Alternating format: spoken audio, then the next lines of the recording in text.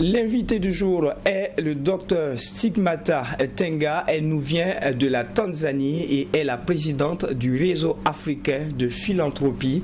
Elle est également la présidente de la Fondation pour la société civile en Tanzanie. Avec elle, nous parlerons de la philanthropie communautaire pour un développement endogène inclusif. Elle est anglophone, mais soyez rassurés, vous aurez une interprétation en français avec Ouedraogo Draman. Bonjour et bienvenue. Good morning and welcome. Alors, pour ceux qui ne comprennent pas déjà, comment devons-nous définir la philanthropie? Est-ce que c'est une réalité dans nos pays, en Afrique? Yeah, so philanthropy is our daily way of living in Africa. Façon quotidienne de vivre en Afrique, parce que tout Africain donne, et la philanthropie dont il est question ici dans le continent, c'est la façon dont les Africains donnent. Vous vous réveillez le matin et vous donnez à votre famille, vous donnez à votre voisin, vous donnez à votre ami et tout aspect de la vie. Donc c'est la philanthropie dont il est question dans le continent. Ce n'est pas de l'argent qu'il s'agit, c'est un surplus. C'est partager pour se rassurer que votre voisin, votre ami ne va pas dormir le ventre creux. Voilà. Ça c'est la philanthropie dont il s'agit ici. C'est une réalité, oui, parce que c'est ancré dans notre culture. Toute société africaine dans le continent est ancrée dans la philanthropie. La façon dont nous pratiquons cela n'est pas connue dans le monde entier. C'est pourquoi nous sommes en train de faire la promotion, parce que dans la mémoire de l'histoire, nous donnons. La façon dont nous donnons, selon les pratiques africaines, c'est ce qui permet au donateur et le receveur avec dignité. Ce n'est pas donné quand celui qui donne au receveur a besoin de se courber et puis supplier, voilà, être vraiment réduit à néant. Non, c'est pas de ça qu'il s'agit, c'est la réalité. Et nous croyons que c'est une culture qui est ancrée. Donc nous n'apprenons pas en fait de la philanthropie dans le continent. Nous voulons juste nous rappeler de ces pratiques nobles qui ont été utilisées pour la cohésion sociale, pour résoudre des conflits, pour aider à développer de façon inclusive nos communautés et mettre nos gens dans la communauté, mettre la communauté à l'avant-garde. Alors vous nous venez de la Tanzanie. Quelle est l'expérience en termes de réalité, de choses qui ont été faites sur la base de la philanthropie? Un exemple que je peux partager de la Tanzanie, qui est similaire dans beaucoup de pays dans le continent, c'est le fait que dans la famille ou dans le village, il n'y a pas de personne malade qui ne sera pas en tout cas prise en charge. Le pauvre donne aux riches et puis le riche donne aux pauvres également. Aux funérailles, il n'y a pas par exemple quelqu'un qui voilà, va dire qu'il n'a pas l'argent, il ne va pas donner donc partout. Et un exemple majeur que je voudrais partager ici, c'est également les communautés se mobilisent, les femmes se mobilisent. Elles vont chercher à résoudre leurs problèmes, par exemple collectant un peu d'argent. Voilà, c'est en Tanzanie, en Kiswahili, on l'appelle Koba en Tanzanie. J'ai vu un exemple hier dans une communauté ici qui ont collecté de l'argent et ils ont mis en place de la du microcrédit. Donc c'est quelque chose de réel. Et il y a également le microcrédit, des prêts, donc ils ont pu faire les toits de leur maison, envoyer leurs enfants à l'école et ainsi de suite. Donc voici des exemples dont il s'agit. Ici au Burkina, on pourrait ajouter le cas de l'APEC, l'Agence pour la promotion de l'entrepreneuriat communautaire, qui, parce que ce qui a été suscité auprès des Burkinabés, eh bien des fonds ont été réunis et on a pu réaliser un certain nombre d'infrastructures. Déjà, on parle d'unités de tomates, d'autres infrastructures sur le plan minier et autres. Voici aussi un exemple où au niveau du Burkina, on arrive à le faire. Mais l'autre question que j'ai envie de vous poser, la terminologie a un peu évolué. On parle aujourd'hui de philanthropie communautaire. Quelle est la différence avec la philanthropie au plan classique? La différence, c'est la façon de faire les choses. La différence, c'est véritablement mettre le citoyen africain devant pour qu'il mène leur propre développement. La philanthropie, de la façon dont elle est menée, ce qui a été fait à nous, c'est que on a négligé la place de l'Afrique et comprendre surtout, planifier et voilà, définir le succès pour l'Africain. Donc nous disons que la philanthropie communautaire, c'est pas parce que la communauté est homogène, non, nous savons que nous sommes différents. Mais quand nous parlons de la philanthropie communautaire, c'est là où le fondement, les racines, les défis, les fondations des besoins, des ressources et également des actifs. Et quand vous mettez ces communautés ensemble et vous les amenez à jouer le rôle et décider à mettre en œuvre voilà ce que le succès signifie pour eux, nous devons construire un développement pérenne ou durable. Donc la différence ici, c'est que la philanthropie africaine, la philanthropie communautaire, ne commence pas par l'argent. C'est avec un problème que nous devons résoudre, des problèmes individuels dans la communauté ou bien des problèmes communautaires. Et si les solutions, c'est l'argent, l'argent également sera mis sur la table. Mais si la solution, c'est par exemple un menuisier, on a besoin de faire quelque chose, ou bien par exemple dans une salle de classe, la solution qui a cette compétence est dans notre communauté. Et voilà, plus on vous écoute, plus on se rend compte que la décision est non seulement liée aux citoyens, aux populations, mais la décision est aussi politique. On parle de développement endogène. Aujourd'hui, quel est le rôle de la philanthropie communautaire pour un développement endogène, puisque c'est ce qui est aspiré pour nos populations ces derniers temps, trouver des solutions propres à nos problèmes, des solutions endogènes. Pour moi, si je dis quel est le rôle de la philanthropie dans la communauté endogène, c'est surtout la philanthropie, non. Ils pensent qu'ils ont les ressources. Donc, moi, je dis la philanthropie, c'est dirigé par les gens. Chaque personne sont philanthropes. Ils n'ont pas été dans une salle de classe, mais ils ont la sagesse, ils ont la connaissance.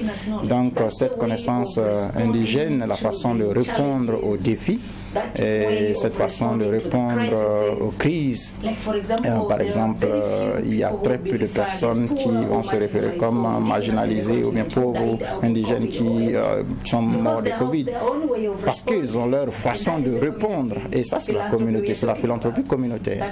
Donc ça, c'est l'actif que nous devons mener sur la table ensemble dans la communauté pour véritablement apprécier ce que nous disposons au lieu de continuer avec le lavage de cerveau voilà, de colonisateurs qui viennent nous dire que nous ne pouvons pas nous développer, nous avons besoin d'attendre quelqu'un pour venir le faire pour nous. Je pense qu'il y a un adage qui dit que dans les sociétés de la communauté, de la récolte, la moisson de votre voisin ne va pas remplir vous rassasier.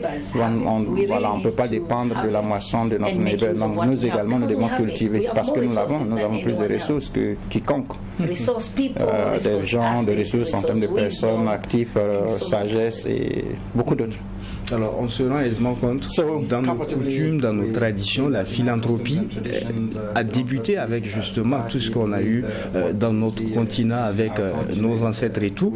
Aujourd'hui, la philanthropie est un peu rejetée par cet écart que l'on a mis entre le pauvre et le riche, ne serait-ce que dans le domaine de l'accès à l'éducation. Il faudrait donc un changement de mentalité. Et à travers ce changement de mentalité, comment est-ce que de manière pratique, on pourrait amener la philanthropie à devenir un levier réel pour un développement inclusif avec toutes les populations, toutes les couches sociales. Je suis très ravi parce que vous avez touché ce que la philanthropie africaine, c'est tout le réseau de la philanthropie africaine adresse.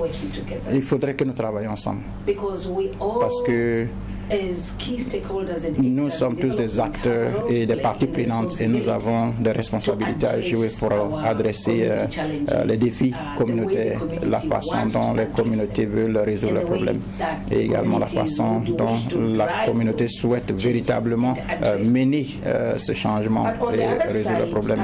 D'autre part également, nous avons vu que la plupart d'entre nous travaillent de façon isolée. Donc, surtout toucher la possibilité pour nous de la société civile, les acteurs de la société civile qui sont des Africains, de comprendre les défis africains, parce que nous sommes tous partis des communautés marginalisées. C'est vrai, on a été à l'école, mais quand vous prenez nos familles, la plus grande partie, c'est surtout des communautés marginalisées. Donc, nous disons les communautés marginalisées doivent être à l'avant-garde. Il faut qu'on redéfinisse les choses par elles. Donc ce sont elles qui doivent dire ce dont elle a besoin de faire pour résoudre les défis et combien de temps est-ce qu'ils doivent voir le changement. Et plus tard, nous devons également examiner d'autres acteurs qui sont dans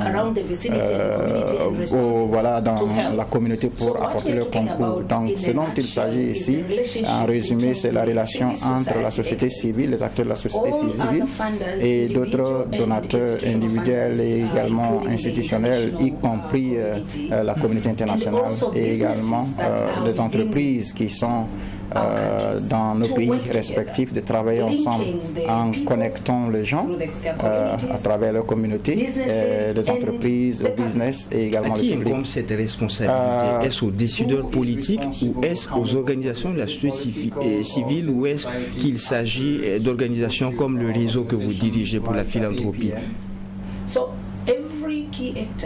Tout acteur clé a une responsabilité dans cette action. Nous voulons voir que nos gouvernements reconnaissent la philanthropie en mettant des développements inclusifs et équitables dans nos nations. Et pour cela, nous souhaitons que les gouvernements essaient de voir le budget et effectivement d'accompagner les communautés marginalisées pour résoudre leurs problèmes. Nous examinons également la possibilité d'impliquer les voix des gens quand il y a des politiques qui sont élaborées. Donc que les politiques puissent répondre aux besoins des gens. Elles doivent également créer un environnement où les gens pourraient avoir la possibilité de s'asseoir et de se poser au niveau du pouvoir, dynamique du pouvoir, et avec le gouvernement, les autorités, également le secteur privé. C'est comment est-ce que nous pouvons, nous sommes impatients de voir cela. De l'autre côté, nous pensons également que les institutions comme la philanthropie, le réseau de la philanthropie africaine et nos membres, y compris les associations de ABF, Association burkinabé de fundraising, doit voir exactement les façons de créer des prises de conscience au niveau du gouvernement, surtout le rôle que les communautés doivent jouer dans leur développement. Parce que les services sociaux, l'autonomisation économique, ce n'est pas seulement le gouvernement qui doit le faire, mais nous avons un rôle à jouer.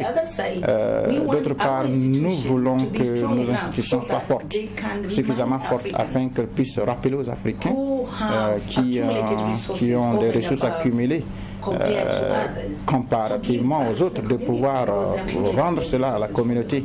C'est pour la communauté. Donc, redonner à la communauté, travailler main en main avec la communauté et également les institutions qui donnent en tant que ressources, comme des donateurs ou des partenaires financiers, y compris nous-mêmes. Quand nous voulons interagir avec la communauté de façon à ce qu'on soit conscient de l'autonomie et de la légitimité que la communauté et leurs associations ont. Nous n'avons pas de légitimité sans la communauté et leur dire ce qu'elle doit faire. Et justement, vous êtes la première responsable du réseau africain de philanthropie. Dans le métier que vous exercez, dans cette lutte que vous menez, quelles sont les difficultés que vous rencontrez en fonction des pays également?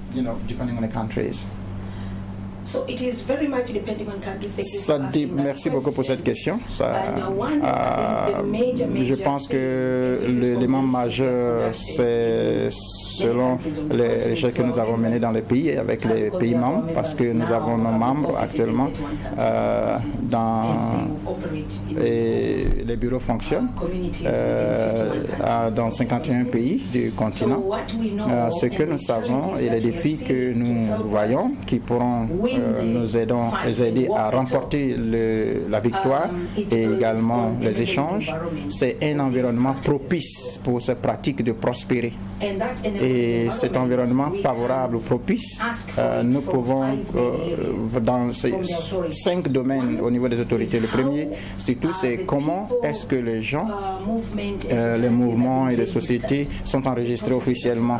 Voilà, les processus sont vraiment esquintants. Et deuxièmement, c'est les taxes également, les impôts.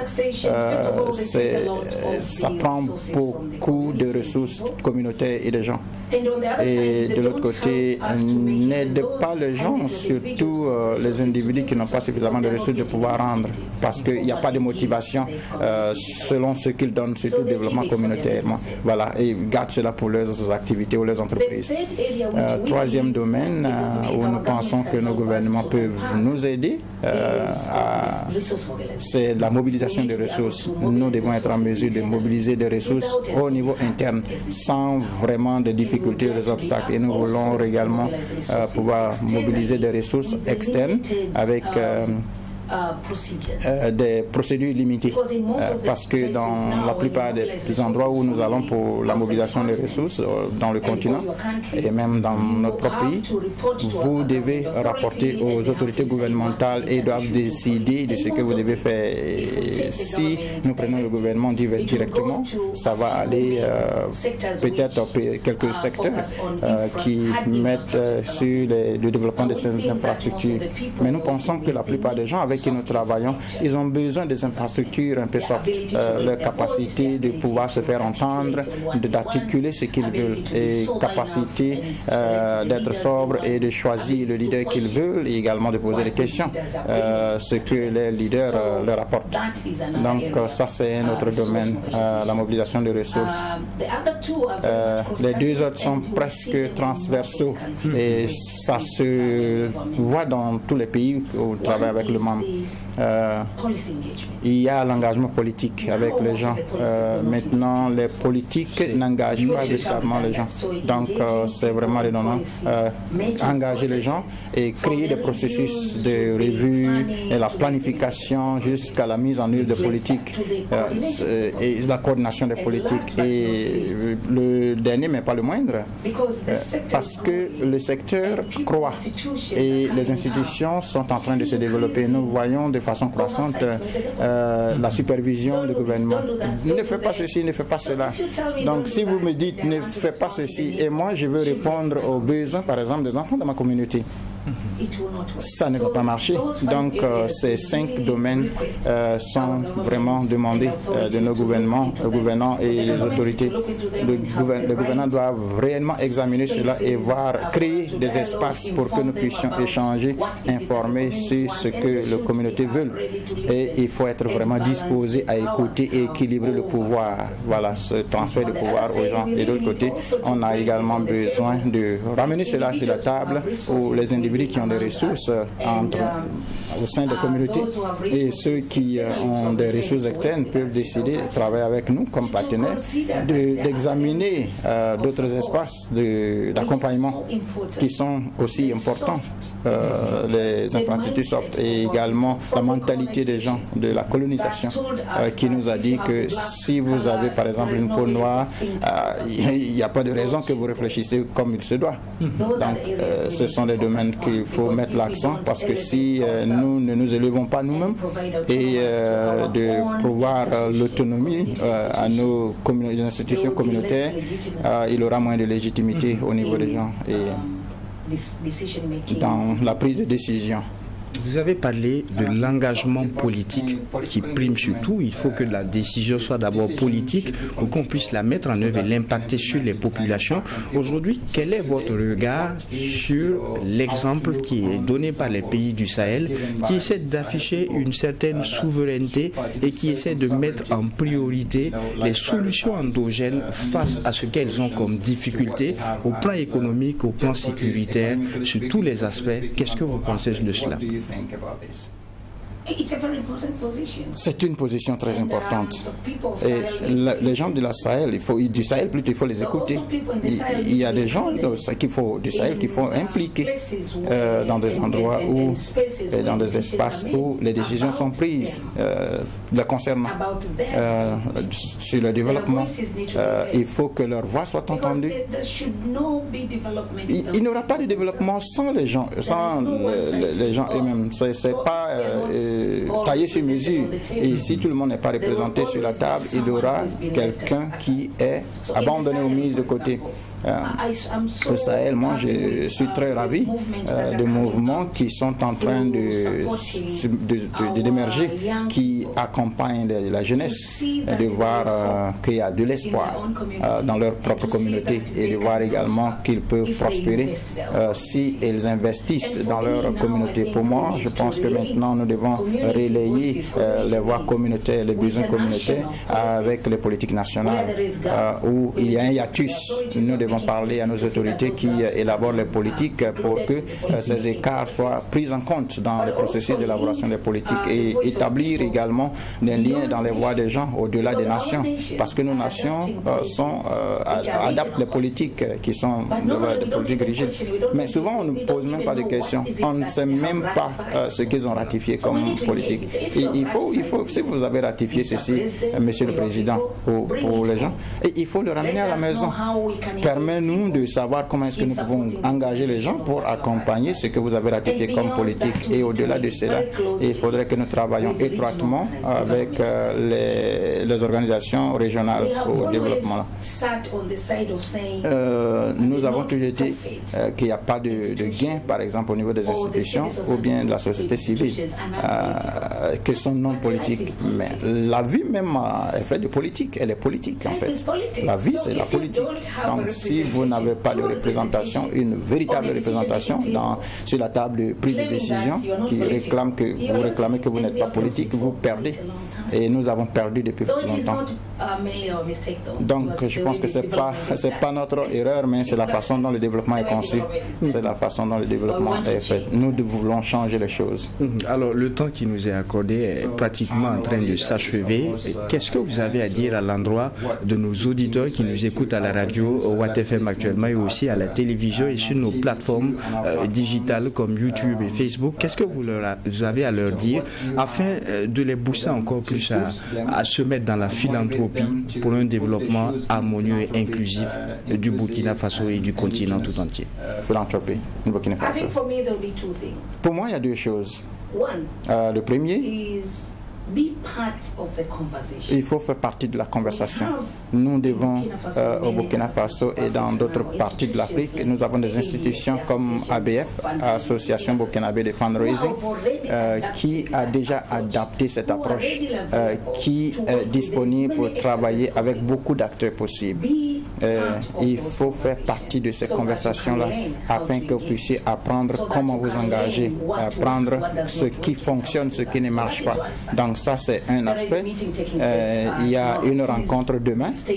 S'il vous plaît, il faut participer parce qu'il y a beaucoup de parties prenantes qui feront partie de cette rencontre, qui vont partager leur succès, également partager de leurs défis. Deuxièmement, pour tous ceux qui écoutent au Burkina ou bien au-delà de nos frontières, vous avez le pouvoir de changer. Chacun de nous a le pouvoir de mener le changement qu'il souhaite. Donc, il faut faire partie de ce changement.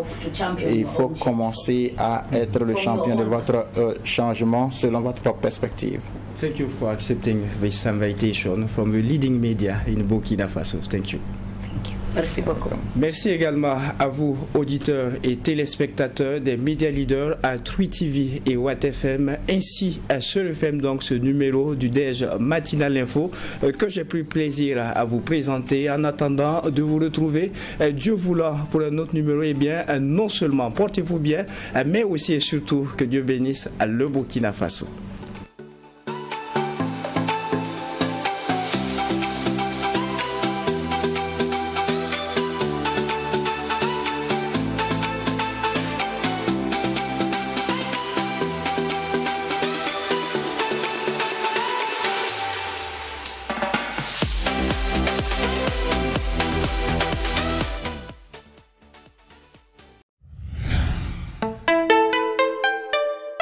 Trui TV, la télé interactive.